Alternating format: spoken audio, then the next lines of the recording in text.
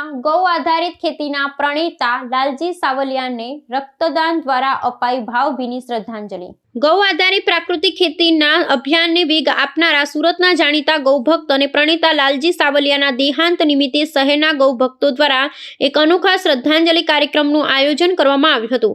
લાલજીભાઈના જીવન અને કાર્યોને યાદ કરતા સુરતના વિવિધ ગૌ સેવા સંગઠનોએ સાથે મળી રક્તદાન શિબિર યોજી હતી। આ શિબિરમાં શ્રદ્ધાંજલિ સ્વરૂપે 1100 બોટલ રક્ત એકત્ર કરી એક નવો કીર્તિમાન સ્થાપિત કરવામાં આવ્યો હતો। રક્તદાન દ્વારા માનવતાની સેવા કરી ગૌ ભક્તોએ પોતાના પ્રિય નેતાને સાચી ભાવાંજલિ અર્પણ કરી હતી। આ રક્તદાન મહારક્ષાલક્ષી અભિયાનમાં મહિલાઓ અને યુવાનો સહિત મોટી સંખ્યામાં ગૌ પ્રેમીઓએ ઉત્સાહપૂર્વક ભાગ લીધો હતો। રક્તદાતાઓનો ઉત્સાહ વધારવા અને માર્ગ સલામતી પ્રત્યે જાગૃતિ લાવવાના ઉમદા હેતુથી આયોજકો દ્વારા દરેક રક્તદાતાને પ્રોત્સાહન રૂપે હેલ્મેટ ભેટમાં આપવામાં આવ્યા હતા। રક્તદાન કેન્દ્ર પર વહેલી સવારથી જ લાંબી કતારો જોવા મળી હતી, જે લાલજી સાવલિયા પ્રત્યેના લોકોના આદર અને સ્નેહની સાક્ષી પૂરતી હતી। એકત્ર થયેલું રક્ત જરૂરિયાતમંદ દર્દીઓ માટે શહેરની વિવિધ બ્લડ બેંકોમાં મોકલી આપવામાં આવ્યું છે।